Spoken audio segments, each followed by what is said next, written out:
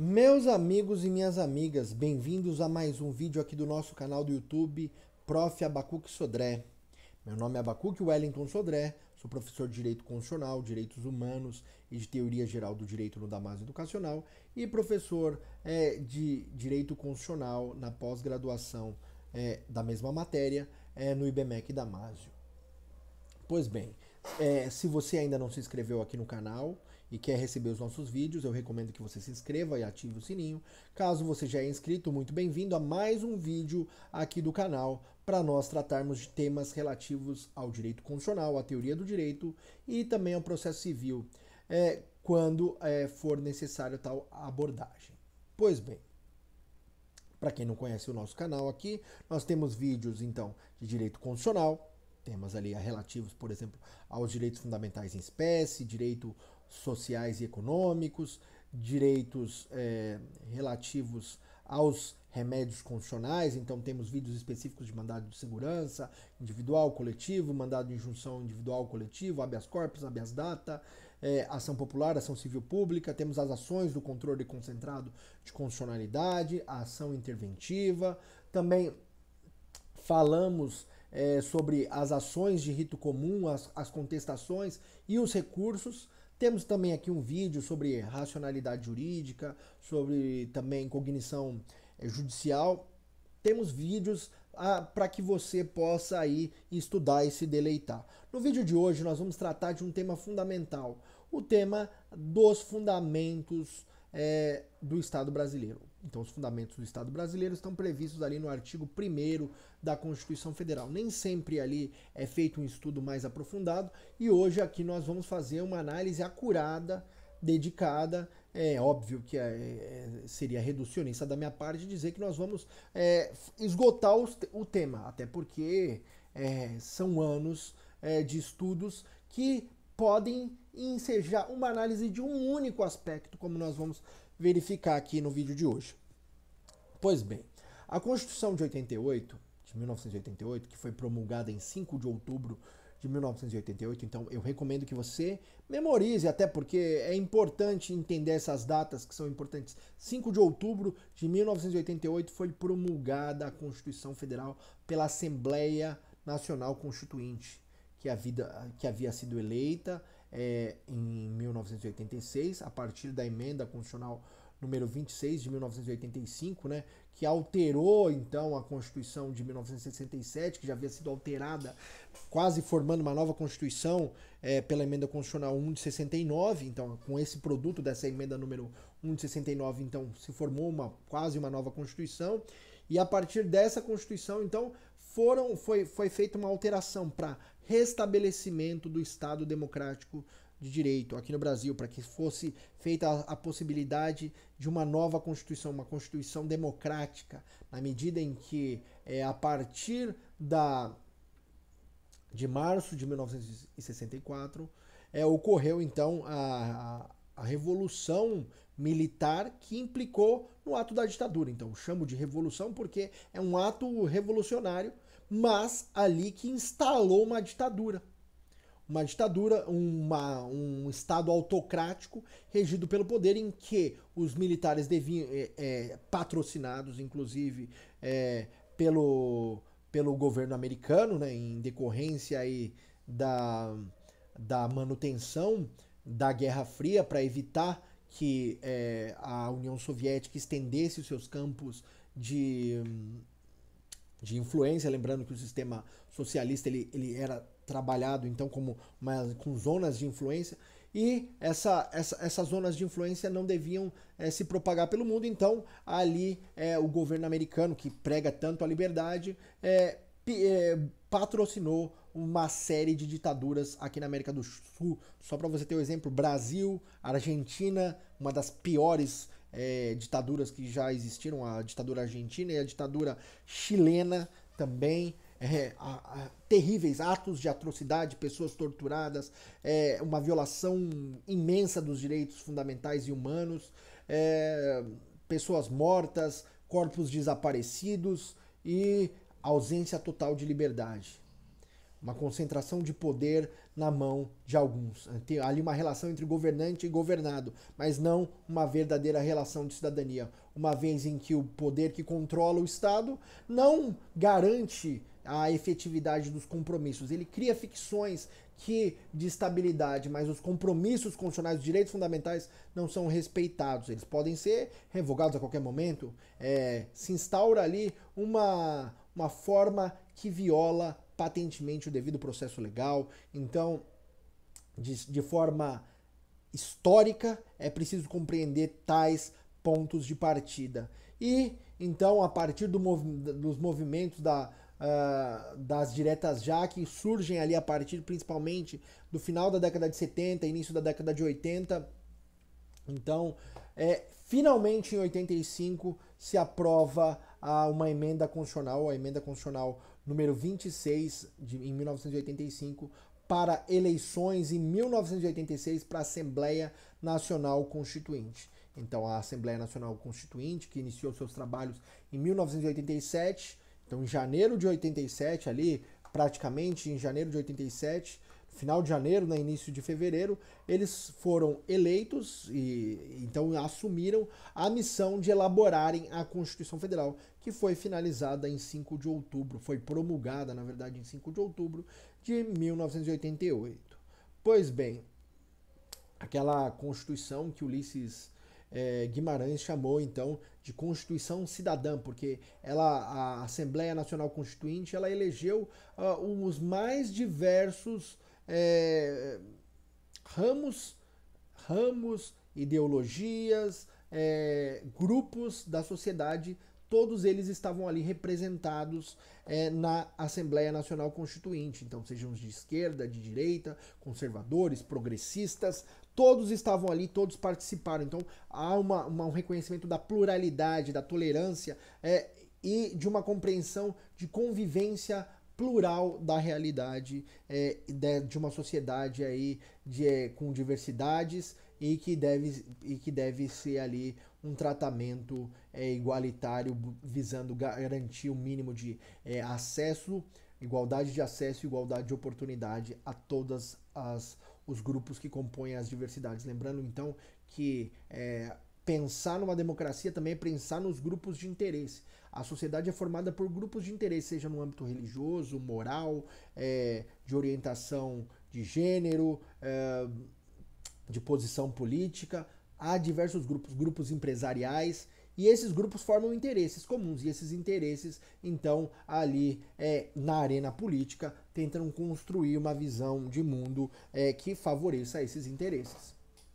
Pois bem, então foram encerrados os trabalhos das diversas comissões e se iniciou então ali no ano de 1988 uma tentativa pela comissão final de redação da Constituição Federal do estabelecimento e sistematicidade da Constituição brasileira. Lembrando que a Constituição brasileira é inspirada ali na Constituição Portuguesa de 1976, ali que rompeu junto com a Espanha também um movimento ali contra os governos fascistas que prevaleceram depois da Segunda Guerra Mundial. Então na Espanha havia o movimento franquista de Francisco Franco, né? E em Portugal de Salazar. Então o salazarismo foi derrubado pela Revolução dos Cravos, que culminou na Constituição Portuguesa de 1976, uma Constituição ali chamada por Canotilho de Constituição Dirigente, que previa e tentava regular todas as situações da vida e tentou jurisdificar aquilo que o Gutenteubner diz que no welfare state ali, no estado de bem-estar social, então há uma tentativa de juridificação ou constitucionalização de todas as esferas da vida social. Isso ele afirma ali no final dos anos 90. Então, é importantíssimo ter essa concepção. E a Constituição de 88 se espelha nessa posição. Então, ali uma Constituição prolixa, mais de 250 artigos, se você contar o ADCT, e tem ali uma regulação, seja de direitos fundamentais, umas relações de poder. A própria Constituição, então, ela antes, as Constituições desde 1824, os direitos fundamentais os direitos do cidadão eram a última parte. Primeiro se regulava o Estado, o poder, a forma, e depois se chegava aos direitos fundamentais. Aqui não, há uma mudança, uma revolução copernicana. Ali o que é valorizado não é o poder, a dimensão do poder se esvai se não há cidadania, se não há direitos fundamentais. Direitos fundamentais são, então, um compromisso que o Estado faz e cria para com seus cidadãos. Inclusive, aqueles que participam da criação e eleição desses compromissos, a ele se submete, ou seja, o Estado ele é limitado pelo direito. O Estado é o rule of law, lá previsto desde da Declaração dos Direitos do Bom Povo da Virgínia de 1776, em que se constituiu ali o conceito de rule of law, o governo de leis e não de homens. E a limitação do poder, aquilo que na Alemanha se chamou de Rechtsstaat, que é a limitação, o Estado limitado pelo poder. Então, o Estado não pode ser ilimitado, não tem uma força ilimitada. E dessa forma, então, a Constituição de 88 surge nesse contexto. Pois bem, e ela surge como um elemento fundante, lembra? O poder constituinte originário é aquele poder ilimitado, inicial, primário, que então ele se materializa por meio do exercício da Assembleia Nacional Constituinte, que é o sujeito que é investido nesse poder, e a partir desse momento ele constrói um pacto que vai limitar, ou seja, vai esvaziando gradativamente. E com a promulgação da Constituição, então, se esvazia totalmente e perece o poder constituinte originário, dando-se início, então, a um poder limitado, constante, e que vai possibilitar as alterações da Constituição, que é o poder constituinte derivado, que permite então as alterações da Constituição, mas não permite ela de forma ilimitada e, inclusive, não pode atentar contra o núcleo duro da Constituição, artigo 60, parágrafo 4º da Constituição, lá, as cláusulas pétreas, o núcleo duro da Constituição. Pois bem, é nessa concepção, então, que nós temos que entender que surge o Estado brasileiro. O Estado brasileiro, então, é uma república federativa e que é formada por 4 entes federativos. Lembrando que, apesar do artigo 1 fazer essa menção, lá no artigo 18, você fazendo a interpretação sistemática, você consegue ver lá que o Estado brasileiro é formado pela União, pelos estados, pelo Distrito Federal e pelos municípios. Então, são esses 4 entes federativos que formam, então, o Estado brasileiro. O que é o Estado? O Estado nada mais é do que a forma de organização do poder. Lembrando, então, que o Estado é uma pessoa jurídica, então uma ficção, uma construção que forma uma organização. Então, essa ficção dá ensejo a uma organização. Mas organização do quê? De 3 elementos. Ela vai organizar, então, o povo, o território e o sistema jurídico. Então, o Estado vai, a partir do momento em que ele se constitui, então ele se funda ali no poder constituinte originário, e ele tem, então, ali que vai gerir o povo, o território, o povo que está dentro do território, então a dimensão pessoal, a dimensão espacial e a dimensão normativa, que é o ordenamento jurídico. Pois bem, então o Estado nada mais é do que a organização do poder de um povo em um dado território, regido por um sistema jurídico que disciplina as relações sociais e limita o próprio poder. Se você quer entender um pouco do Estado, eu recomendo que você leia, então, por exemplo, um livro como o Leviatã, de Thomas Hobbes, ali que dá origem ao contratualismo, né, em que ele pressupõe idealmente um estado de natureza, construído como um tipo ideal, não como uma realidade, em que o homem é perigoso, vive à espreita e vive de forma insegura, numa guerra de todos contra todos, onde o que prevalece é o interesse do mais forte. Pois bem, para que seja garantida, então, a segurança, aquela liberdade natural do indivíduo, ela é renunciada em prol da formação de um pacto, então, que não extingue as disputas ou os litígios, mas controla, mantém estável, garantindo segurança ao cidadão. Então, o cidadão troca a sua liberdade natural em prol de um pacto para que se garanta, então, ali a segurança do indivíduo. Inclusive, Hobbes, um autor do justnaturalismo, ele é chamado de justnaturalista mínimo, porque o único direito que é preservado é a segurança. Inclusive, é o único ato que permite a rebelião, é o indivíduo fugir do Estado para manter a própria vida, então ele pode se rebelar contra o Estado. Locke, por exemplo, é um outro autor que eu recomendo a leitura, ali o Tratado do Segundo Governo Civil, que vai dizer que o homem ele em si é bom, porém alguns interesses próprios no estado de natureza vão corrompê-lo e ele vai entrar numa guerra de todos contra todos. Daí, então, ele renuncia a parte da sua liberdade natural, ele permanece com alguma liberdade natural que é exercida, por exemplo, dentro da propriedade, em prol da liberdade civil ali, da formação do Estado como um ente, um pacto, então, em decorrência de um contrato social. E também recomendo o Contrato Social do próprio Rousseau, que é uma leitura ali muito mais, como eu posso definir, radical da democracia, na medida em que ele entende que o homem é bom em si, mas a partir do momento que o homem finca uma estaca e diz isso é meu, isso corrompe o homem, a propriedade privada corrompe o homem, daí gera-se a guerra de todos contra todos. Veja, todos os contratualistas partem de uma concepção de um estado de natureza e, ao mesmo tempo, da guerra de todos contra todos. Enquanto em Locke ali, em Hobbes primeiro, eu tenho ali a permanência, a busca pela segurança e a garantia de inclusive de me insurgir contra o Estado com relação à preservação da vida. Em Locke eu tenho a questão da liberdade civil, que convive ao mesmo tempo com um mínimo de liberdade natural, e se essa liberdade for sujeita, é possível se rebelar para buscar dessa liberdade. E Rousseau, que é o mais radical de todos, porque ele entende então que só existe a liberdade, existe uma liberdade natural, que ela é renunciada de forma absoluta em prol da vontade geral. Então há uma ditadura da vontade geral que vai construir ali o pacto, e aí só existem liberdades civis. A liberdade só existe dentro do Estado, então que é a expressão dali do que for decidido, a expressão da vontade geral.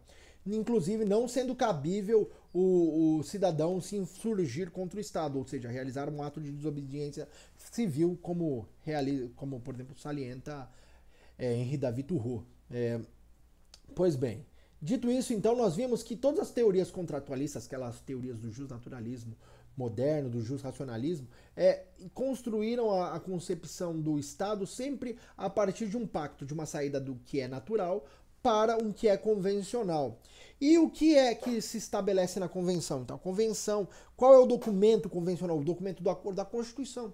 A Constituição que surge ali, as primeiras constituições que surgem das revoluções oitocentistas ali, a Constituição Americana de 17 de setembro de 1787, a Constituição Francesa de 1791 como uma decorrência das declarações do direito do homem, a Declaração do Direito do Homem e do Cidadão, né, de 1789.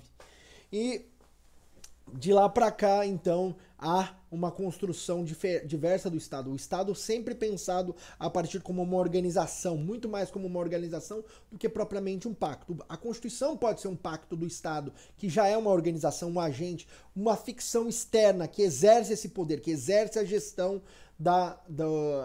governando, então, a vida dos cidadãos dentro de um território por meio de uma ordem jurídica. Só que no Estado moderno, o Estado de Direito, o Rule of Law, que decorre ali da própria Declaração do Bom Povo da Virgínia de 1776, o governo de leis e não de homens. Então há uma limitação do poder do próprio Estado. O Estado que cria as leis, a ele também se submete. Então uma limitação do poder. E na versão continental, o que os alemães chamam de Rechtsstaat, que é o Estado de Direito, ou seja, o Estado limitado pelo direito. O Estado que é um Estado propriamente o Estado legislativo, em que há uma preponderância do legislativo. Ele cria leis e essas leis submetem todos os outros poderes. O executivo deve cumprir a lei, o judiciário deve aplicá-la nos casos concretos, nessa versão primária ali do primeiro liberalismo inicial. Nesse contexto, então, o Estado é essa organização de gestão.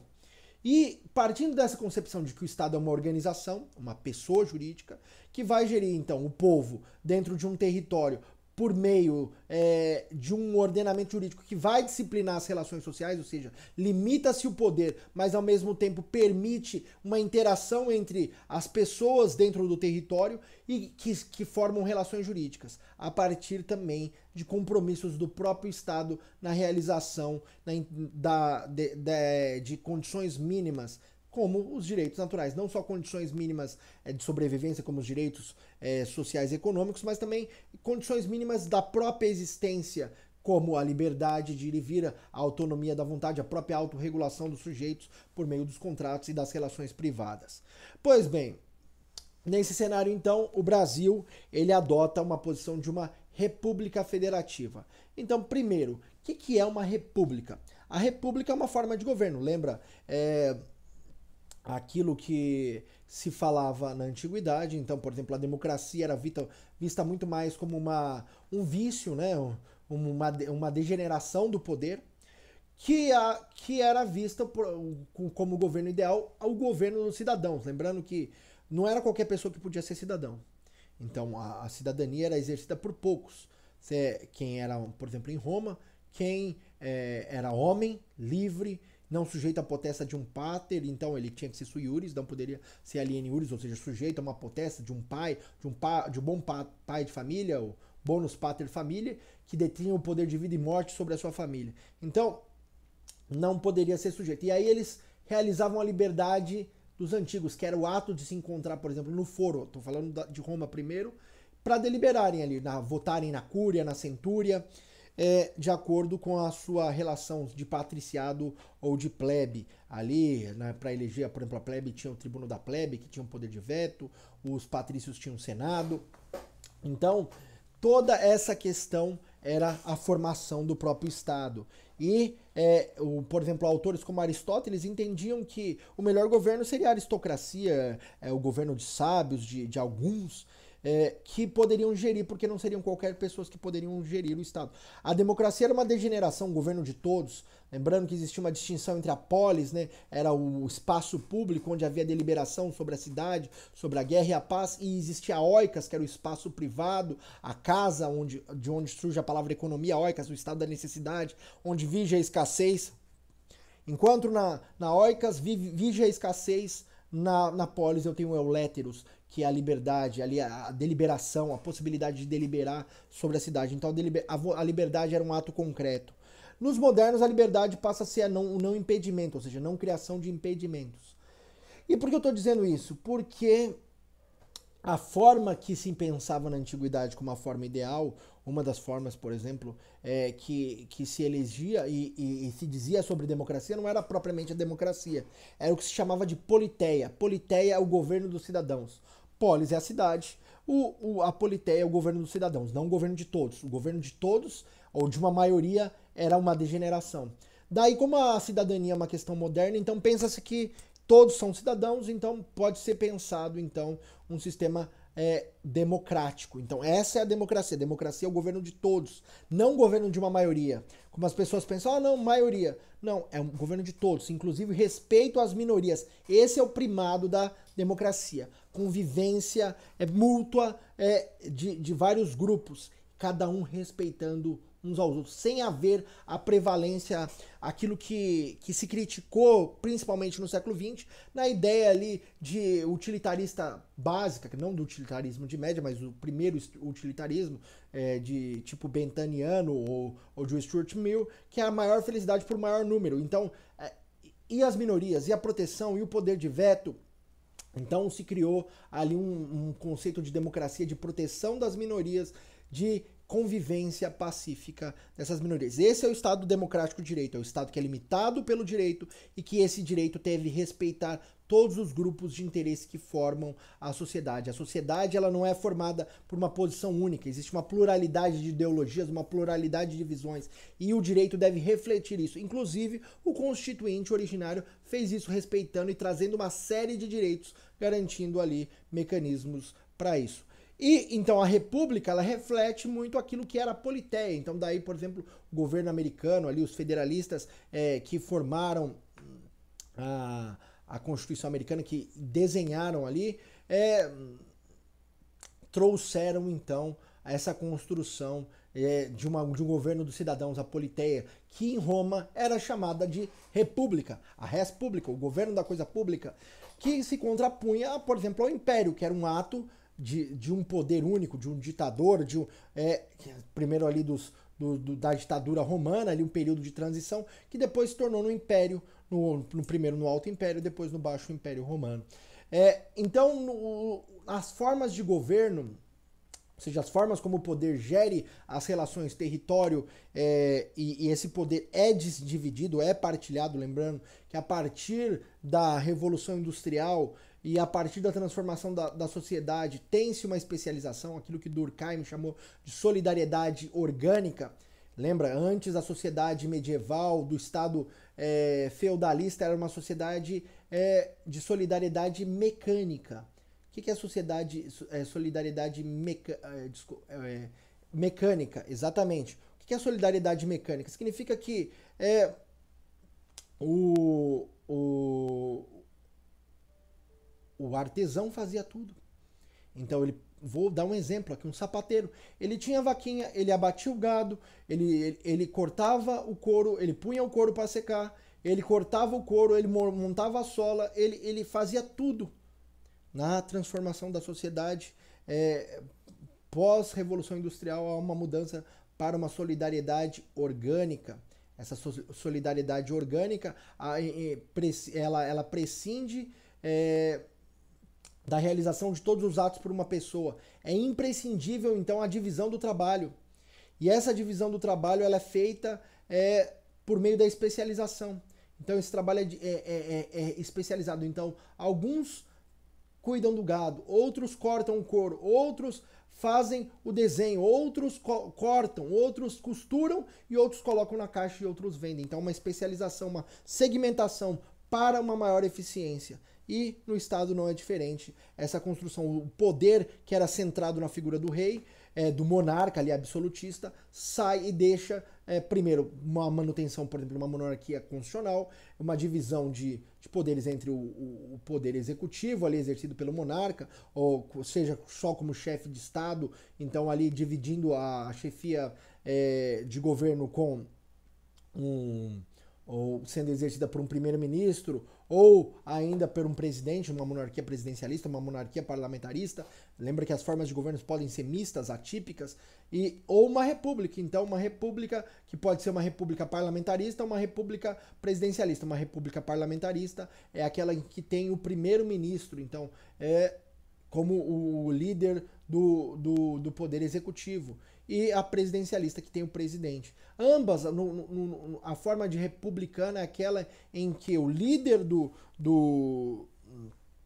poder executivo, o chefe do poder executivo, então, quando ele, como chefe de governo, não como chefe de Estado, ele tem um exercício temporário transitório. Sendo eleito, então, ele é eleito pelos cidadãos. Então, os cidadãos participam na eleição e o exercício desse poder é temporário. Essa é uma característica básica da República. Mas eu entendo de forma muito mais acentuada ainda que a própria divisão dos poderes, essa especialização é própria da República. A República ela tem ali, então, uma divisão harmônica de poderes, em regra, que exercem poderes típicos e atípicos. Aquilo que o Ackermann fala, adeus Montesquieu, não é só o poder legislativo não só legisla, o poder executivo não só administra e o poder judiciário não só julga. Todos têm funções típicas e atípicas. Então é claro que ambos os poderes são especializados e exercem ali a sua função para a eficiência do poder. É distribuído o poder, então, dentro do próprio âmbito do Estado, ele é distribuído, ele não fica de forma concentrada em um dos poderes. E não há uma prevalência entre eles. Ambos são harmônicos, cada um exerce uma função. Essa é a relação típica da República. Então, uma relação de conexão, em que não existe uma hierarquia entre os poderes. Os poderes, eles exercem, então, uma função, funções específicas que se controlam e mutuamente também elas impedem ali o abuso, que os chamados mecanismos de freios e contrapesos. Os check and balances são mecanismos institucionais de controle entre os poderes para evitar a concentração. Sendo que a parte de destaque é essa questão da possibilidade do chefe do Estado ser eleito pelo povo, diferentemente de uma monarquia em que o chefe do Estado ele é exercido normalmente pelo rei, que pode ter um primeiro-ministro, um presidente ao seu lado como chefe de governo, e não é ser eleito. Então pode haver uma monarquia constitucional que tenha limitação, até divisão de poderes, porém o chefe de Estado, aquele que vai representar o Estado nas relações internacionais, não então eleito pelo povo. Então, aqui no Brasil, o governo ele é republicano. Então, ele é republicano significa que há uma divisão, há uma especialização e há uma divisão de poderes específicas, cada ente devendo realizar sem a prevalência, sem a tentativa de uma força institucional de prevalência de nenhum dos poderes. Os poderes devem conviver harmonicamente, como diz o artigo 2º da Constituição Federal. A República, então, é essa forma que o chefe do poder executivo é eleito pelos cidadãos e há uma divisão especializada dos poderes. Então, tem ali a origem nos Estados Unidos da América, né, a República Moderna, no sentido de ser uma república ali, um estado que limita o poder e que tem praticamente uma participação dos cidadãos na gestão pública. Essa é um ponto de partida da república. E a república se opõe ao quê? À monarquia. A monarquia é o governo de um rei. Nós pensamos sempre hoje em uma monarquia constitucional, né? Não em um poder despótico, concentrado, que era típico dos estados feudais e também próprios do mercantilismo do final do século XVIII, né, que foram superados no século XVIII pelas revoluções oitocentistas e também durante o século XIX aí, pelas revoluções que se seguiram no continente europeu.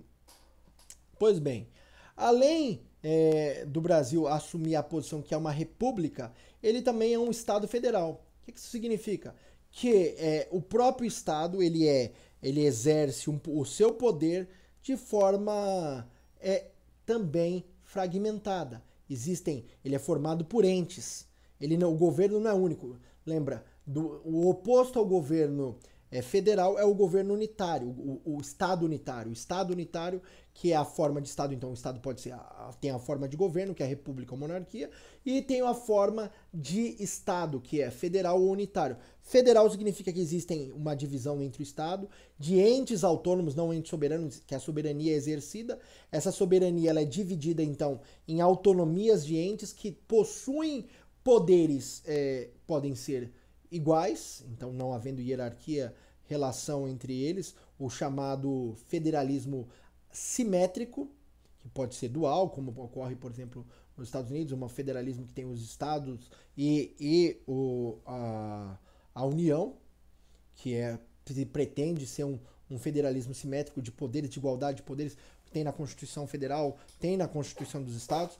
Aqui no Brasil nós temos o chamado Estado Federal ou federalismo assimétrico, em que também além dos estados tem o município e ao estado relega-se, por exemplo, uma série de competências residuais, o que não é privativo da União ou não é de interesse local, sobra-se então o estado. Então uma série de distorções, inclusive questão de arrecadação tributária, uma prevalência da União no poder arrecadatório, um esvaziamento desse poder.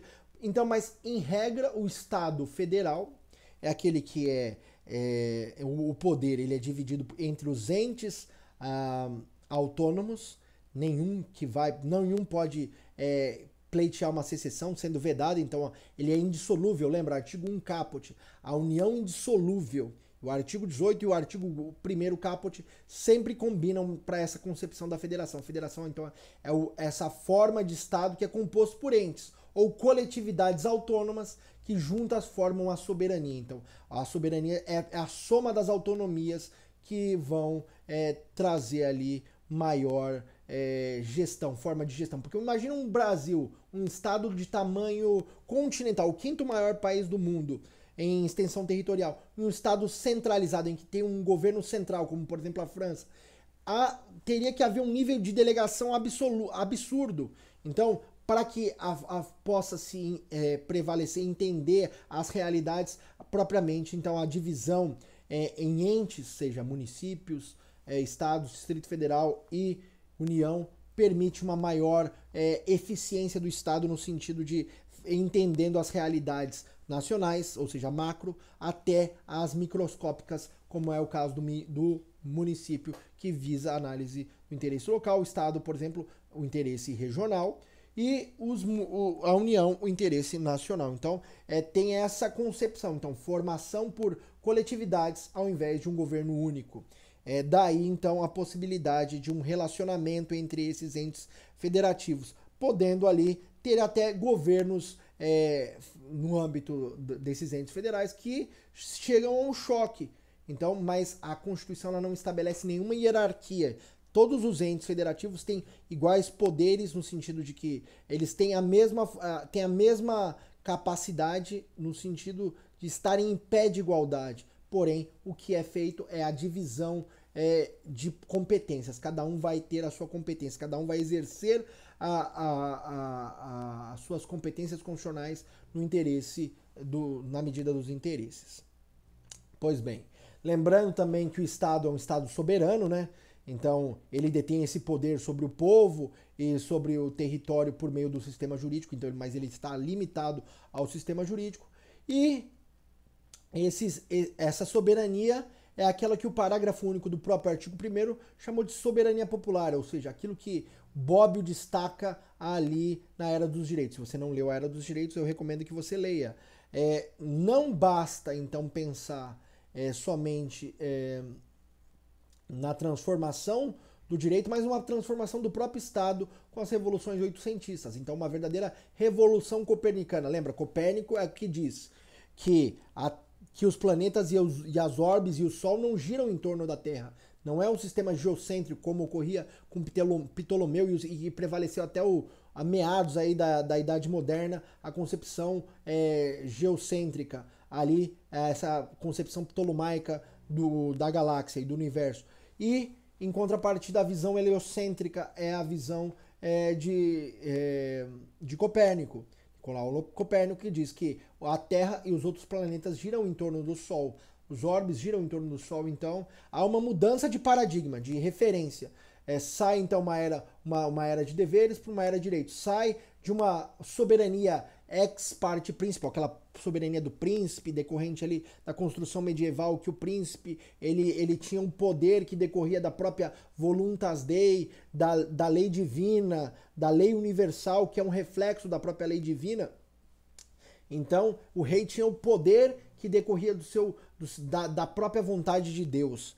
E essa é uma concepção que é rompida para se pensar, então, numa soberania popular. Então, sai de uma soberania ex parte príncipe para uma soberania ex parte populi, ou seja, uma soberania vinda do povo. O povo exerce o poder, os cidadãos exercem o poder por meio de seus representantes. Aí o conceito também de democracia representativa. O povo não exerce propriamente o poder de forma direta, mas por meio dos seus representantes. Ele escolhe quem vai governar, quem vai fazer as leis e quem vai governar em seu lugar.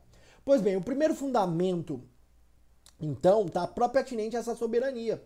O primeiro fundamento do Estado brasileiro é a soberania. Artigo 5º, artigo 5º, ele é um limitador, ou seja, os direitos fundamentais de primeira geração limitam o próprio exercício do poder, que está lá no artigo 1º, inciso 1º, a soberania, lembra? Se a soberania é popular, existem umas limitações do direito. Só uma forma de limitação é aquela limitação do poder? Não. Existem os direitos como compromissos, e o Estado assume compromissos. Aquilo que o Elster diz que o Estado, então, ele se amarra como Ulisses, que se amarrou na proa do navio para não se enfeitiçar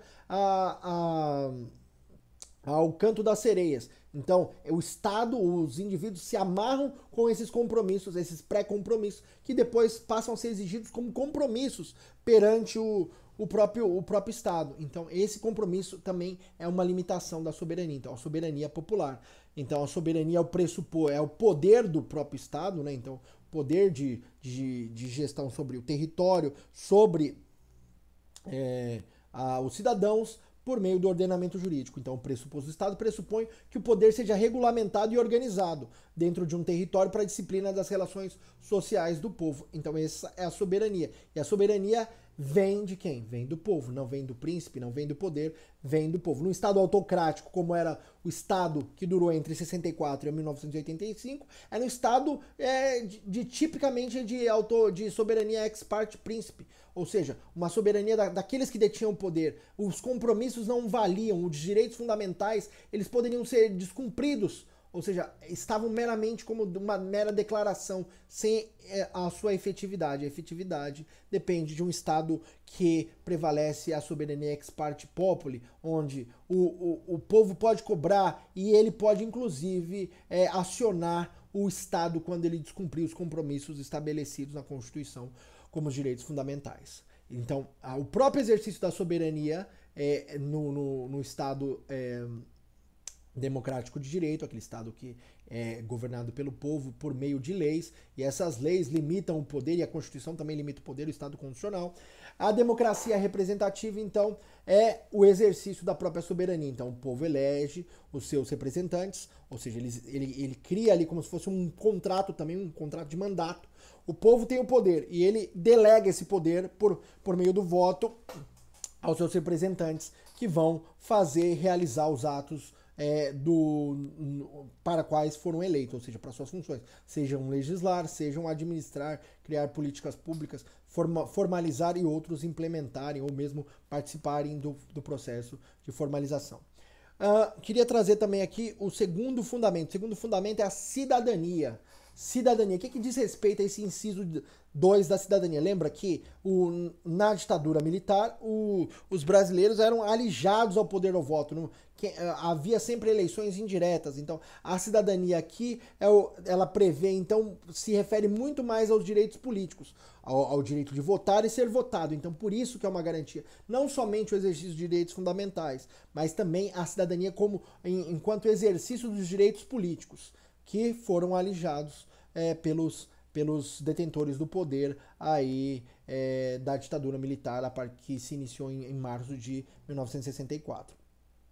Então, o direito de votar e ser votado é o exercício da própria cidadania, refletido nos direitos políticos, como condição de participação na fiscalização e manifestação na vida pública, enquanto o outorgante do poder do Estado, soberania popular. Então, cidadania é propriamente o exercício do poder pelo Estado por cada um dos cidadãos. Um homem, um voto. Uma pessoa, um voto. Esse é o fundamento. Então, os dois primeiros fundamentos: soberania, o poder do Estado, é uma gestão, uma organização do poder, e esse poder vem do povo. Então, ele é uma soberania ex parte populi, que é exercida por meio da cidadania, ou seja, dos direitos políticos, direito de votar e ser votado. E aqui chegamos no famoso terceiro fundamento da República Federativa do Brasil. O terceiro fundamento é a dignidade da pessoa humana, que ele tem duas acepções, ou duas concepções possíveis, uma formal e uma material, que são típicas das transformações do Estado. Lembra? O primeiro Estado é o Estado liberal, o Estado absteísta, aquele Estado dos direitos de primeira geração, aqueles especificamente que estão previstos no artigo 5º da Constituição Federal, em que o Estado tem que adotar uma conduta negativa, as chamadas liberdades de status negativo. O Estado não deve interferir na esfera privada dos indivíduos.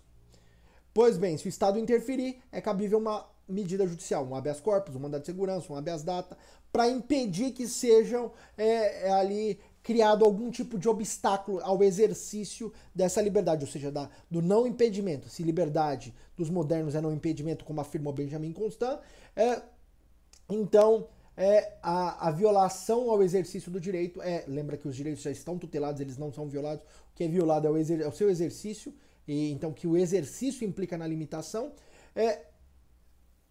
Essa possibilidade, então, tem ali essa construção de um compromisso, e esse compromisso ele implica ali no absteísmo do Estado inicialmente.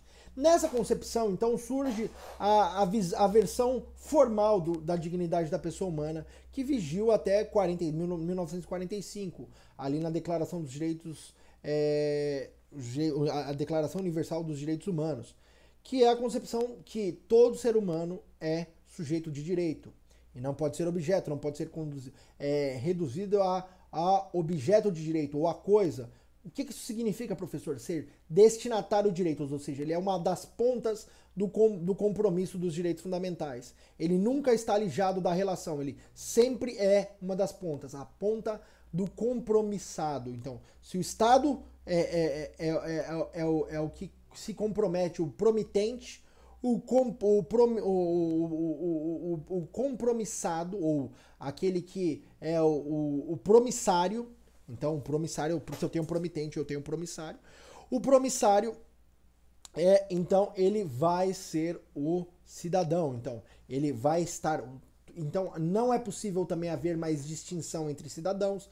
Todos são iguais perante a lei. Então, aquele princípio de que todos são destinatários de direitos. Então, todos vão ser, vão ter, o Estado vai ter um compromisso de garantir as liberdades e tratamento isonômico, sem aquelas distinções nobiliárquicas do Estado, do Ancien Regime, do Estado francês, antes da Revolução Francesa, que existia o primeiro Estado, que era a nobreza, e o rei. A nobreza era formada por aqueles que detinham os títulos nobiliárquicos, barão, duque, arqueduque, que se referiam a próprias formas de posses de terras típicas do feudalismo. E, em contrapartida, a isonomia pressupõe que todos são iguais, não havendo distinção, não havendo ali títulos nobiliárquicos que distinguam os homens. Os homens são iguais entre si. E também não é possível, por exemplo, também a escravidão, nem a tortura, nem tratar o homem de forma cruel. Então, o homem, a mulher, o ser humano, ele é sujeito de direito. Essa é a versão formal da dignidade da pessoa humana. Então, todo homem, toda mulher, toda criança é sujeito de direito. Na verdade, a concepção é muito mais abstrata. O indivíduo, todo indivíduo é sujeito de direito, ou seja, destinatário de direitos, destinatários de compromissos do Estado e não objeto de forma nenhuma de disciplina, como, por exemplo, acontecia com os escravos, ou ainda com aqueles que eram degradados, que passavam por penas cruéis, que eram hostilizados. Então, de forma cruel e penosa. Que mais que a gente pode falar? Então, se tem uma vertente formal, tem também uma vertente material. O que significa vertente material? Com o advento do Estado social, do welfare state, daquele estado de bem-estar social, então passa a haver uma nova concepção. Lembra, o Estado não precisa apenas deixar de intervir na esfera privada do indivíduo, mas ele precisa intervir, inclusive, para limitar a autonomia da vontade, para se tornar, então, autonomia privada, estabelecendo condições mínimas de negociação, condições mínimas de sobrevivência. Ali surge o direito do trabalho, o direito do consumidor, também garantindo bens e serviços. Então o Estado deve garantir um piso mínimo, daí então dignidade da pessoa humana em seu sentido material ou substantivo, implica no mínimo existencial, no núcleo essencial, que diz respeito a um valor que o direito deve realizar e garantir o máximo possível das condições necessárias à sobrevivência. Aquilo que, por exemplo, o Amartya Sen, com um economista que ganhou o Prêmio Nobel da Economia, olhando para a teoria de John Rawls do igualitarismo, da sua teoria da justiça, entendeu que a teoria dos bens básicos, ou seja, existem bens que o cidadão precisa, alimentação, moradia, vestuário, para o seu mínimo de dignidade, saúde, educação. Então são condições mínimas, o Estado deve garantir condições mínimas para que o cidadão possa ter o mínimo de dignidade, possa sobreviver de forma adequada, sem que isso lhe gere uma condição de ter direitos, mas não poder exercê-los. Para que ele possa exercer esses direitos e ter uma cidadania plena, ele precisa ter um mínimo de condições. Esse mínimo de condições é a dignidade da pessoa humana. Então existe um núcleo intangível. O Estado, apesar de lidar com orçamento e com recursos limitados, lembra, o Estado também é um agente econômico, então ele lida com a escassez, ele tem recursos que decorrem dos tributos, da arrecadação tributária, que são redistribuídos por meio dos direitos sociais prestacionais, saúde, moradia, educação, lazer, transporte, e esses direitos dependem então dos tributos. Porém, ele não pode a pretexto de dizer a reserva do possível, eu não consigo, os meus recursos são limitados, violar o núcleo intangível. É óbvio que existem as prioridades, porém existe um núcleo intangível, um mínimo sobre aquele direito, ou seja, existe uma base desse direito que não pode ser atingido. Uma vez que ele é atingido, ele implica uma restrição inconstitucional, uma restrição que é indevida, mesmo numa colisão de princípios, o núcleo essencial de um direito não pode ser violado, porque o núcleo do direito reflete a própria dignidade, ou seja, o mínimo daquele direito, o mínimo exercício. Se os direitos fundamentais têm estrutura de princípio na medida em que estabelecem apenas um dever prima facie, devendo ser realizado o máximo possível, eles também têm um mínimo ali, um núcleo essencial como um mínimo a ser garantido, que não é possível restringir. Mesmo a restrição, ela também é relativa. Se os direitos são relativos, as restrições também são relativas. Elas não podem atingir o mínimo essencial, ou seja, aquela condição mínima, aquele ponto de partida daquele exercício daquele direito. Então, essas são as duas vertentes. Então, de um lado, a condição de todos são sujeitos direitos destinatários, versão formal, e de outro lado tem a versão material, o mínimo existencial, o núcleo essencial dos direitos fundamentais. Pois bem, o Brasil, como ele assume também uma postura não só de um Estado democrático de direito, não somente um Estado de república federativa, ele assume uma posição de um Estado de bem-estar social, um welfare state, um Estado social. E um dos valores que demonstra isso é um dos valores fundamentais, além da dignidade da pessoa humana, no âmbito da sua concepção material, também aqui os valores sociais do trabalho e a livre iniciativa, ou seja, primeiro os valores sociais do trabalho, ou seja, o Estado limita a autonomia da vontade para ser autonomia privada, estabelece condições mínimas para o trabalho e depois livre iniciativa. A livre iniciativa, então, é resultado da própria autonomia privada. A autonomia deixa de ser a autonomia da vontade, em que no Estado liberal existe uma mão invisível que regula o mercado e tenta pressupor, então, a regulação das assimetrias entre os poderes dos agentes econômicos, como disse Adam Smith. Essa assimetria, então, implicou em diversas assimetrias maiores, ou seja, violações. Então, as pessoas eram contratadas por valores irrisórios, salários degradantes. Para quem quiser, leia o livro do Émile Zola, Germinal, ou ainda assista ao filme, que é com Gerard Depardieu. Recomendo imensamente aí para que você entenda a realidade, a degradação que o ser humano era submetido, porque aquele que detinha o poder, ele se impunha, ainda mais porque com o fim do feudalismo, os plebeus, as pessoas que viviam nas terras foram expulsas e tiveram que migrar para a cidade para trabalhar. Então houve uma reserva de mercado de mão de obra, uma reserva de mão de obra que barateou ao máximo a crianças, mulheres, homens trabalhando 16, 20 horas para sobreviver em condições miseráveis. Então daí a necessidade de direitos sociais para limitar essa autonomia da vontade para ser uma autonomia privada, ou seja, existe plena liberdade para negociar, praticar atividade econômica no Estado brasileiro, desde que se observe os parâmetros mínimos. E o parâmetro mínimo é o valor social do trabalho, ou seja, o trabalho é algo importante, ou seja, ele constrói a possibilidade de acesso aos bens materiais, ou seja, ao lado daqueles bens que o Estado pode fornecer, o próprio trabalho, gerando ali condições mínimas de negociação, permitem negociações mais igualitárias, ou seja, se tenta contrabalancear, então estabelecer uma igualdade material, daí então maior possibilidade da liberdade sendo reduzida ou restringida em prol aí de uma valorização do trabalho. Aquilo que eu gostaria de destacar para vocês a respeito do inciso 4º, então, diz respeito a esse ponto, que a garantia da liberdade econômica para o desempenho criativo e empresarial pode ser exercido pela pessoa natural ou pela pessoa jurídica, podendo explorar livremente, então, suas potencialidades e habilidades para a produção, circulação da riqueza, desde que realize dentro da sua autonomia privada. Porém, essa autonomia privada ela não pode ultrapassar os limites mínimos protetivos estabelecidos pela legislação, pela Constituição. Existe, então, ao lado da livre iniciativa, do livre desenvolvimento das potencialidades da pessoa natural, da pessoa jurídica, para produção e circulação de riqueza, tem também os padrões mínimos que devem ser observados principalmente na relação entre contratante e contratado, quando essa relação entre contratante e contratado decorrer de uma relação de emprego ou de trabalho. Então surge ali uma garantia do direito individual do trabalho como limitador da autonomia privada, como uma mitigação da assimetria do poder das negociações. Então, vale a livre iniciativa, limitada pelos valores sociais do trabalho, ou seja, padrões mínimos, obedecidos padrões mínimos, a plena liberdade. Porém, essa plena liberdade não pode ultrapassar os padrões mínimos, daí aquela liberdade civil, autonomia privada, autonomia regulada pelo direito.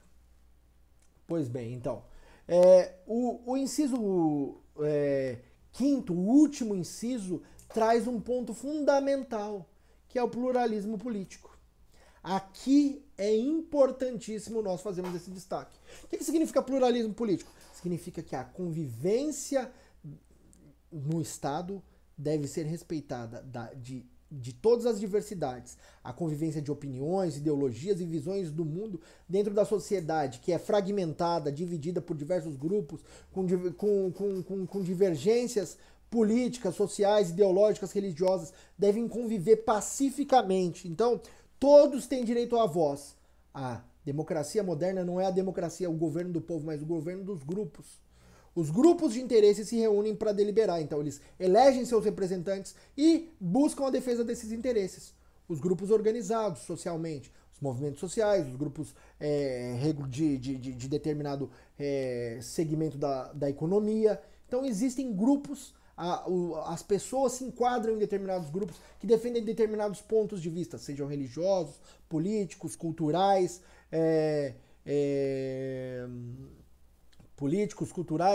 religiosos, econômicos, todos essa fragmentação e a multiplicidade de posições devem conviver harmonicamente, sendo o Estado autocrático aquele que não permite a existência de múltiplas visões. Então, o Estado que é autocrático, que seja um Estado de autocracia de esquerda ou uma autocracia de direita, então seja o socialismo de estilo staliniano ali, de estilo como aquele produzido por Stalin na União Soviética, seja do fascismo de Hitler, quer dizer, o nazismo de Hitler, o fascismo de Mussolini, o fascismo de Salazar, o fascismo de Franco. Todas essas extremidades, esses governos autocráticos impedem a pluralidade de opiniões. Eles querem o quê? A censura da opinião, uma posição única, um cabresto. A democracia, o Estado Democrático de Direito pressupõe a convivência recíproca de várias opiniões, de várias possibilidades. O princípio que vale a tolerância, o respeito. Aquilo que o Dworkin ressalta sempre numa posição de liberalismo político. Igual respeito, igual consideração. Todos merecem igual respeito e consideração. Todos merecem direito à voz. Então, o principal direito decorrente da construção do pluralismo político é direito à voz de todos os grupos. A democracia é o melhor governo que existe, na medida em que ele é o único que permite voz, inclusive contra a própria democracia. Nenhuma outra espécie, nenhuma outra forma de Estado permite, então, que se atente contra essa própria instituição. Então, pluralismo político implica nessa convivência contínua de opiniões, ideologias, visões de mundo dentro da sociedade com respeito e tolerância, permitindo, então, direito à voz aos diversos grupos heterogêneos. Então, tem uma heterogeneidade, a sociedade não é homogênea, ela é heterogênea, ela tem vários grupos diversos que convivem na sociedade, sendo todos merecedores de igual respeito e igual consideração, como salientou Dworkin, podendo buscar então o reconhecimento de seus direitos e proteção, não sendo permitida a adoção de um monismo político típico dos estados totalitários. Então, pluralismo político pressupõe então pluralidade de opiniões, pluralidade de ideias, lembrando que o conhecimento se constrói pelo diálogo, e o diálogo não se dá quando as vozes vão na mesma direção, mas pelaquela relação dialética de polaridade. Então, uma visão, um debate, a tese, a antítese, a síntese. Então, é sempre essa construção que vai possibilitando a transformação da sociedade, principalmente acarretou a transformações históricas no Ocidente. Então, É a partir desses fundamentos. Então tem os 5 fundamentos básicos que o Constituinte originário trouxe. Então, soberania, soberania popular, cidadania, direitos políticos, votar e ser votado, exercício da democracia representativa que expressa, então, a soberania popular, a soberania ex parte populi, soberania que vem do povo por meio dos seus representantes eleitos. Então, soberania exercida por meio da democracia representativa, que também garante o quê? A cidadania, o direito de votar e ser votado e também fiscalizar os atos. Dignidade da pessoa humana, capacidade para ser sujeito de direito e também ter um mínimo de condições garantidas pelo Estado. Os valores sociais do trabalho e a livre iniciativa.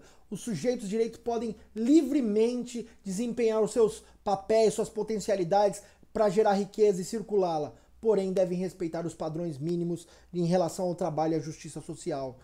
Além disso, deve prevalecer o igual respeito, igual consideração e direito à voz a todos os grupos da sociedade. Essa é a formação da Constituição. É sob esses fundamentos que você deve colocar para ler os direitos constitucionais, os direitos fundamentais, as regras de competência e do poder. Todas elas estão fundamentadas e alicerçadas nesses paradigmas, nesses fundamentos, nessas estruturas, nessas definições. Então, os fundamentos da Constituição são valores que são institucionalizados, que devem ser observados a partir da leitura de todos os direitos, regras de competência, regras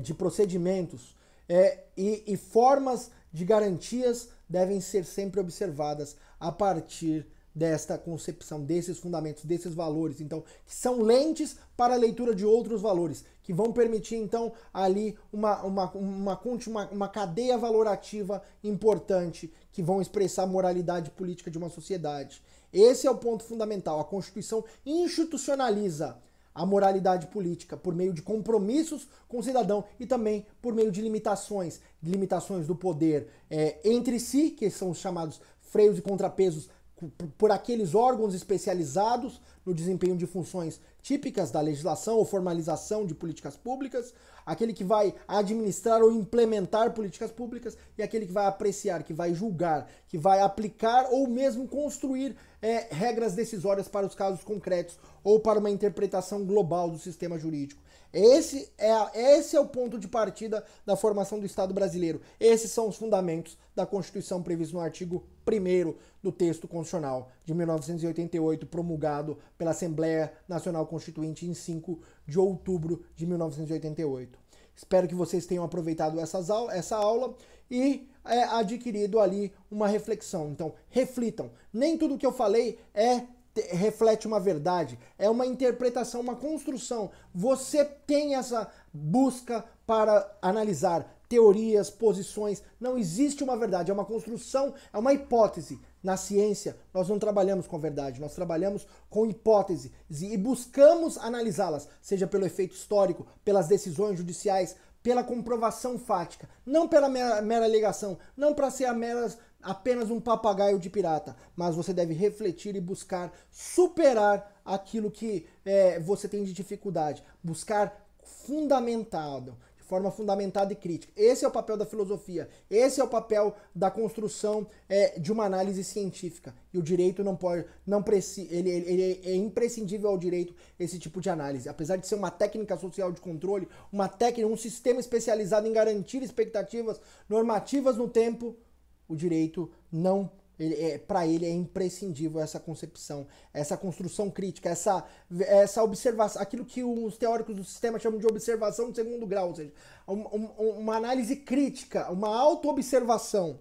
Então, é sempre importante ter uma análise crítica a partir dessa concepção. Se você quer ler a Constituição, leia, mas leia a partir dos fundamentos. Entenda o que eles significam. Então não caiam nas ilusões, naquilo que políticos falam, naquilo que pessoas defendem sem a observância dos parâmetros mínimos do que se fundamenta o próprio Estado. Fica aqui então essa conversa com você. Se você gostou desse vídeo, deixa o seu joia, aqui, deixa o seu feedback, faça um comentário para que nós possamos então bater um papo e possamos avançar então na construção do melhor conhecimento possível. Conhecimento se faz com diálogo e eu estou aqui para falar com você e eu quero te escutar também. Um forte abraço. Bons estudos!